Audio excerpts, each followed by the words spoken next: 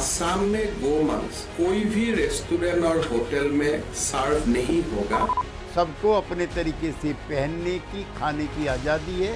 गोमांस भारत में सनातन संस्कृति में एक प्रतिबंधित खाद्य ही है। अगर हम सब पे रोक लगाएगी सरकार, इस तरीके से हस्तक्षेप करेगी तो हम तानाशाही की तरफ जा रहे हैं। बीफ पर जो बैन लगाया है यह सरासर गलत है। ये बीजेपी सरकार की जो नीति है ये दोहरी नीति है। धार्मिक जो स्थल हैं उस पर भी प्रतिबंध लगने के उसका हम समर्थन नहीं करते हैं। उस पर जो लगी रोक है वो ठीक है। असम के मुख्यमंत्री हिमंता बिस्वा शर्मा के गोमांस पर बैन लगाने के ऐलान के बाद गदर मचा हुआ है। विपक्ष समेत इंडिया मुस्लिम जमात ने हिमंता सरकार के फैसले का खुलकर विरोध करना शुरू कर दिया है। अगर हम सब पे रोक लगाएगी सरकार, इस तरीके से हस्तक्षेप करेगी तो हम तानाशाही की तरफ जा रहे हैं। मुख्यमंत्री आसाम के मुस्लिम दुश्मनी पर उतरे हुए हैं और अब जो उनके मंत्री का बयान है कि कांग्रेस स्वागत करे नहीं तो पाकिस्तान चले जाए, ये सरासर गैर संवैधानिक बातें कर रहे हैं।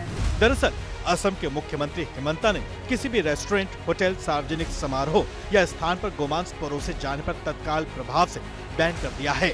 हम ये निर्णय किया हो कि असम में गोमांस कोई भी रेस्टोरेंट और होटल में सर्व नहीं होगा और साथ में कोई पब्लिक फंक्शन में भी या पब्लिक प्लेस में भी ये सर्व नहीं किया जाएगा।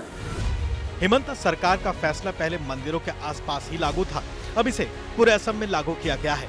बीजेपी ने असम में गोमांस बैन किए जाने का समर्थन करते हुए इसे सनातन संस्कृति से जोड़ दिया है। गौ माता का संरक्षण और संवर्धन हमारे संस्कृति के अनुकूल है।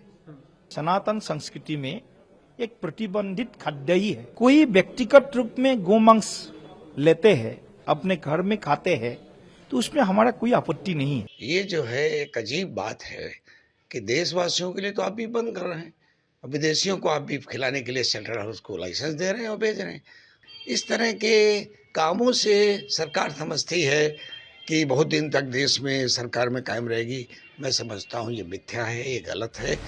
वाणिज्य मंत्रालय के आंकड़ों के मुताबिक वर्तमान में गोहत्या से संबंधित मामलों पर अलग अलग कानून लागू हैं।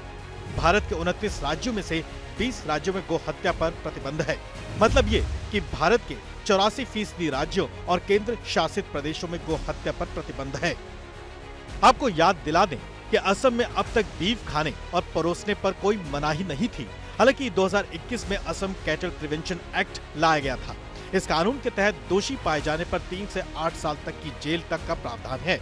इस कानून के दायरे में गाय, बैल, भैंस समेत सभी तरह के मवेशी आते हैं। For exclusive and insightful videos, subscribe to our new channel ABP Live Premium.